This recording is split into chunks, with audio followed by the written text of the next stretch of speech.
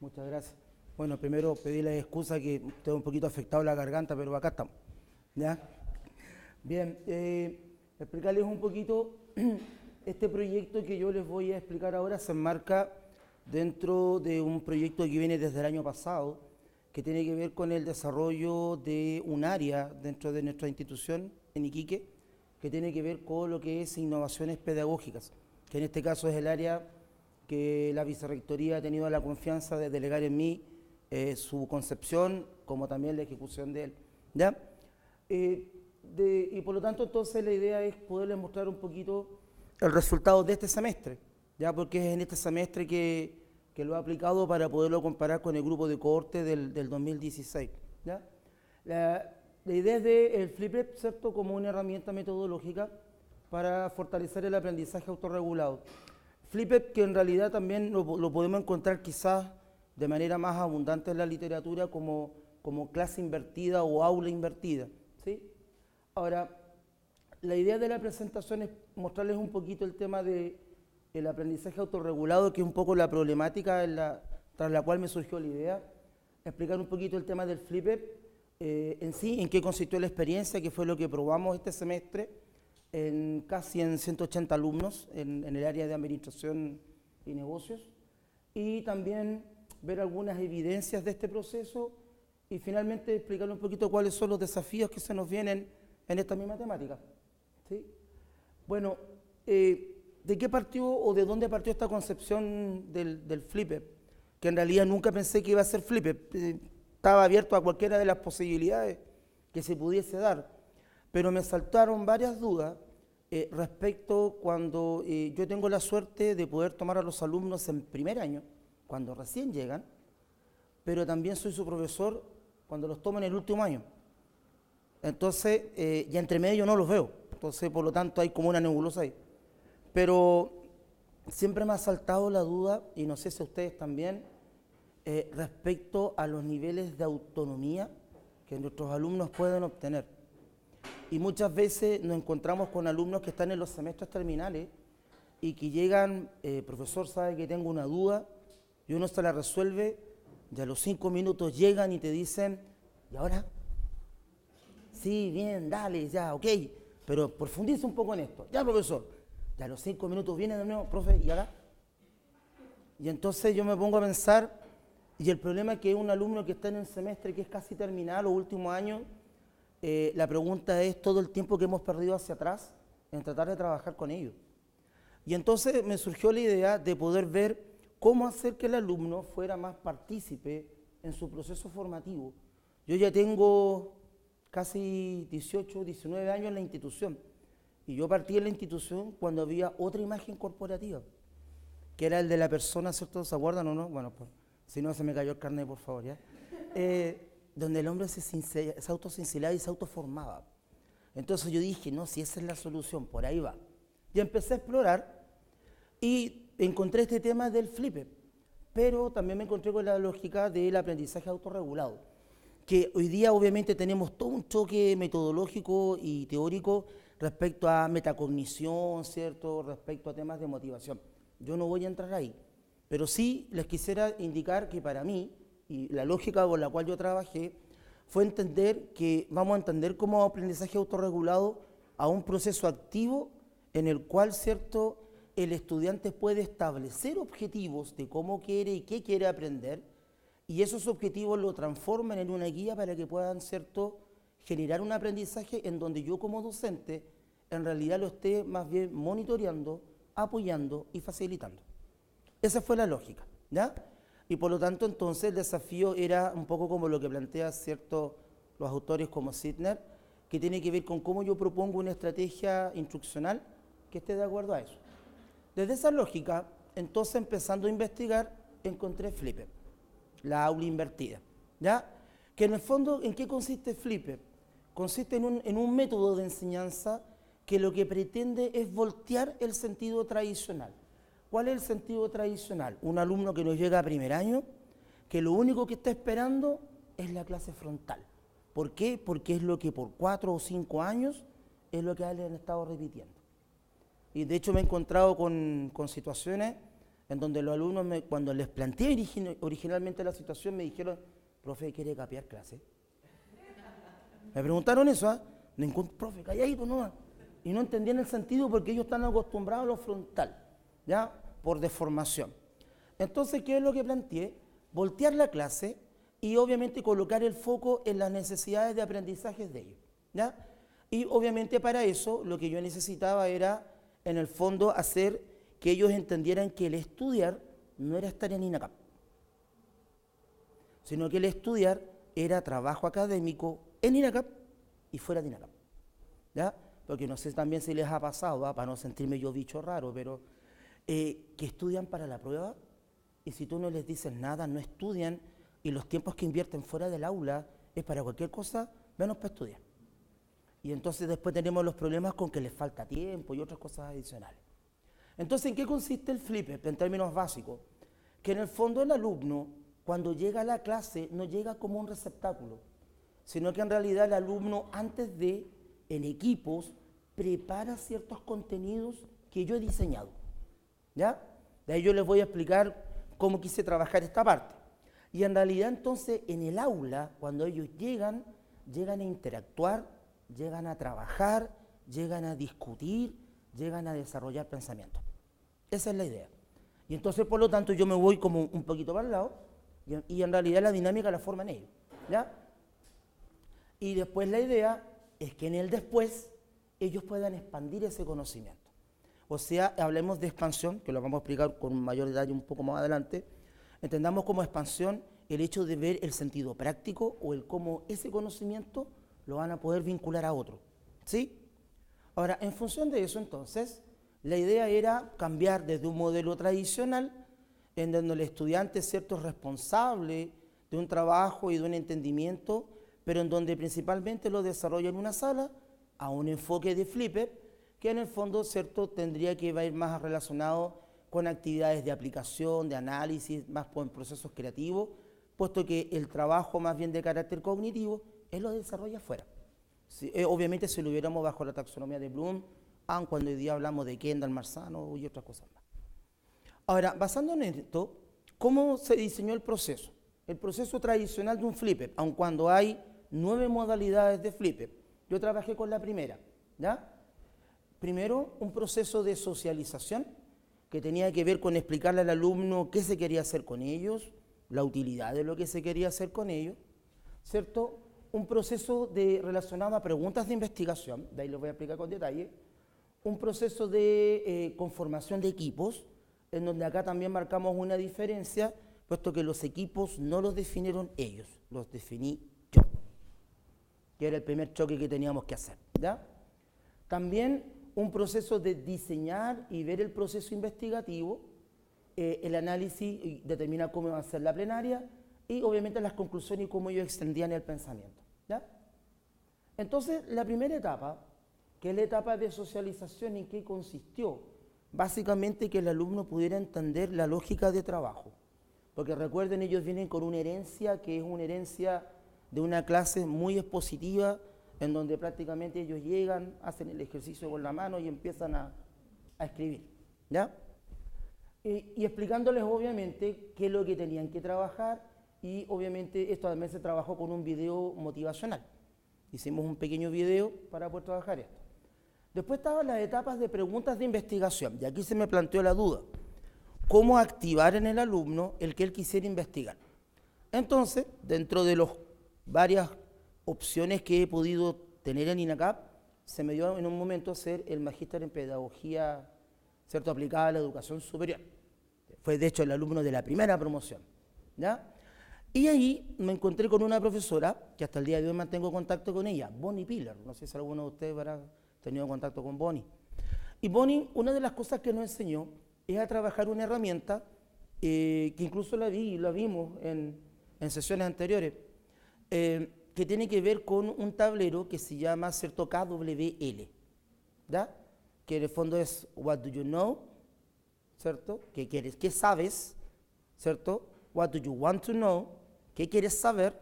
Y al final le preguntábamos al alumno, What do you learn? ¿Qué aprendiste? Entonces, basándome en ese trabajo, planteamos esto en una asignatura que era administración, primer semestre, 90 horas de clase, particularmente en la unidad 3 del programa, que es cuando ellos tienen que ir a una empresa y, ¿cierto?, meterse en la dinámica de cuáles son las áreas funcionales dentro de un negocio. Finanzas, marketing. Entonces, ¿para qué estar yo exponiendo si podía hacer algo diferente? Y entonces empezamos el trabajo con las típicas preguntas. ¿Qué sabes? Por ejemplo, ¿qué sabes de un área de finanzas? Y ellos podían interactuar. Ok, ¿y qué quieres saber? Y en el qué quieres saber, en el fondo planteamos las preguntas de investigación. Teniendo las preguntas, los equipos pasaron a la etapa de conformación. O sea, armamos los equipos en una sesión de 20 minutos, en donde ellos lo que tenían que hacer en estos 20 minutos era coordinar este proceso investigativo. ¿Cómo lo iban a hacer? Para eso, lo que les proporcionaba a los estudiantes fue un formulario.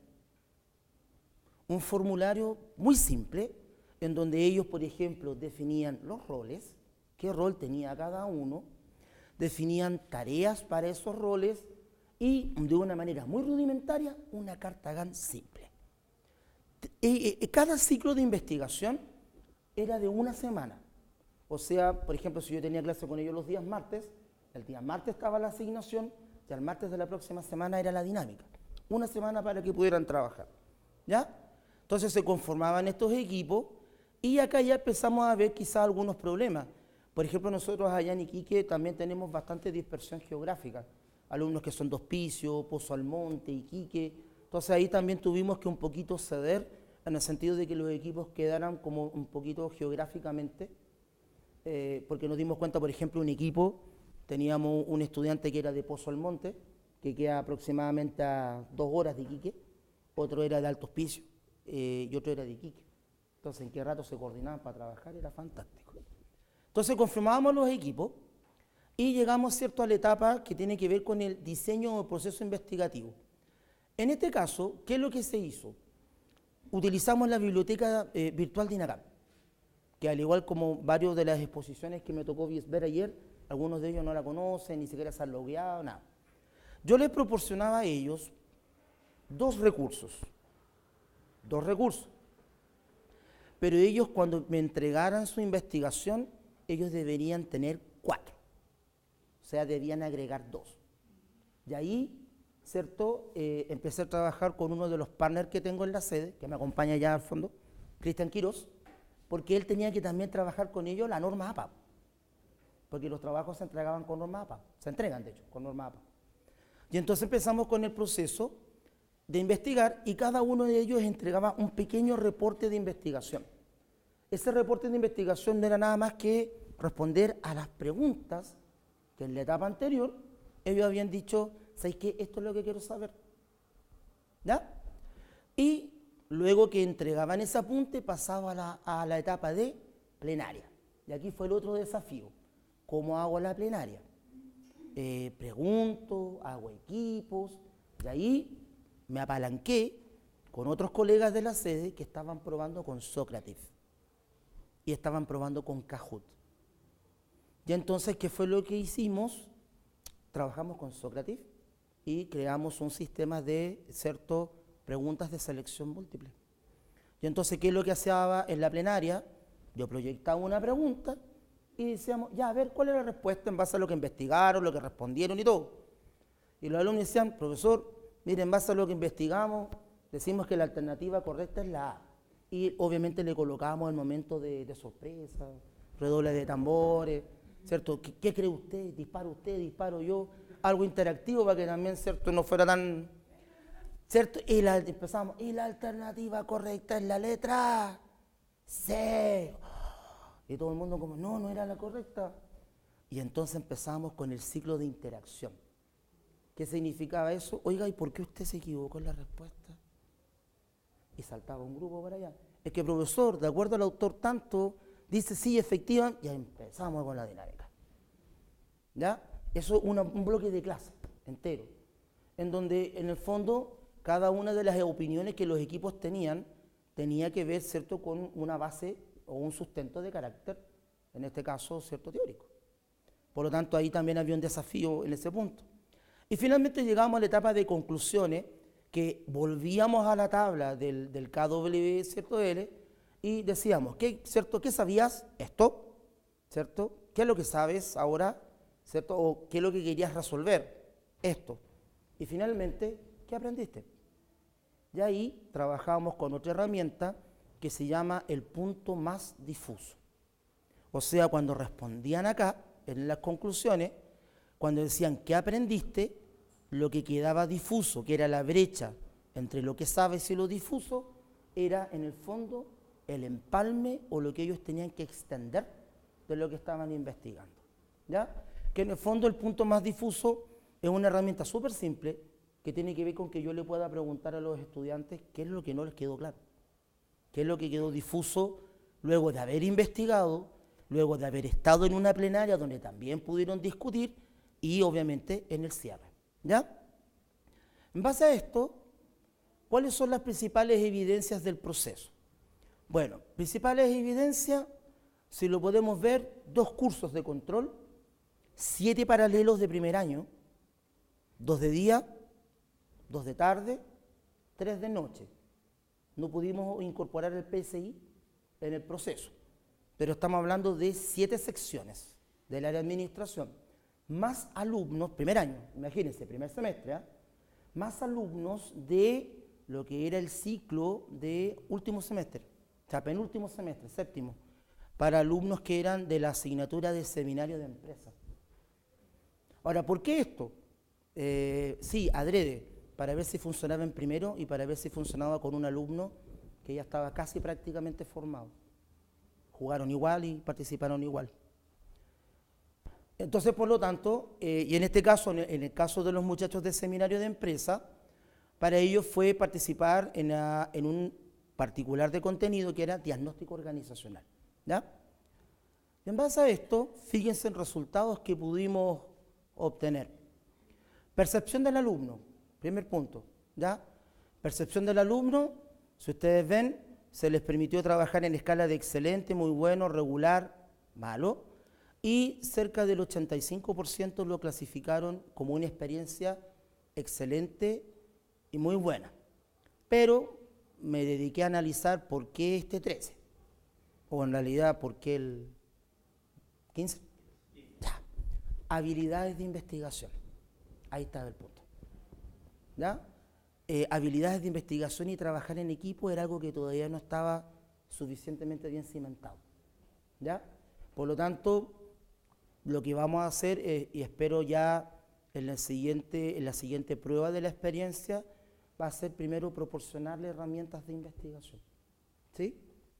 En términos de resultados, bueno, si vemos la generación 2015-2016, si ustedes lo ven, y vemos la distribución de notas, fíjense lo que ha ocurrido.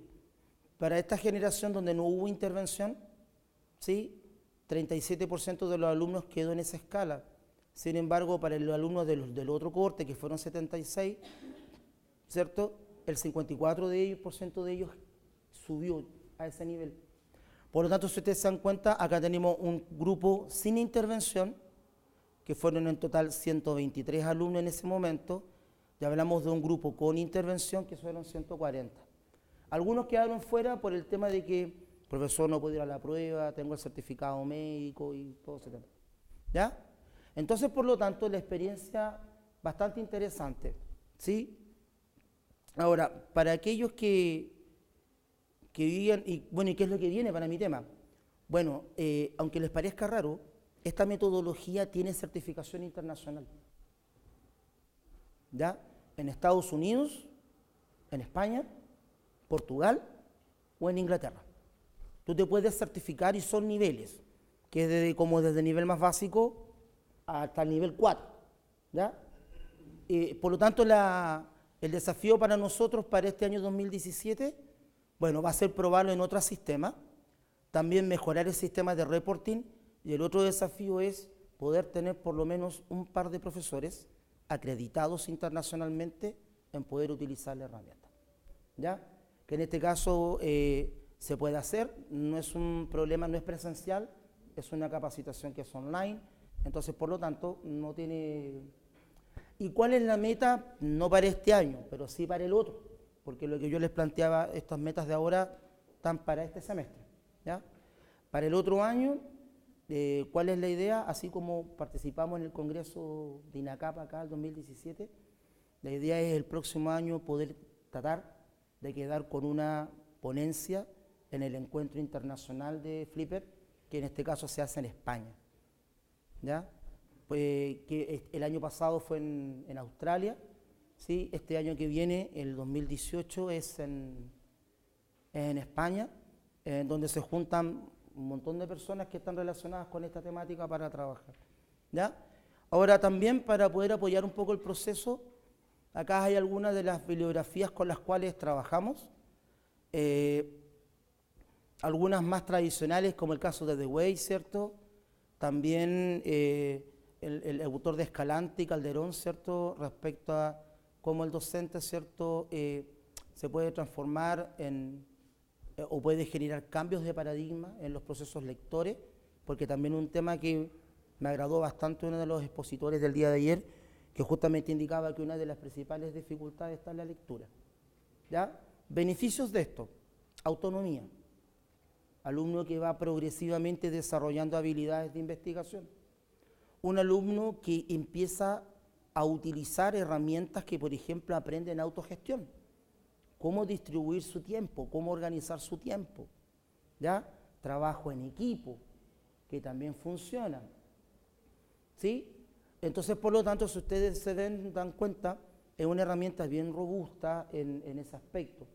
Trabaja aspectos técnicos, que es propio de la especialidad que ellos están estudiando, pero trabaja herramientas que están definidas, algunas como competencias sello, ¿sí?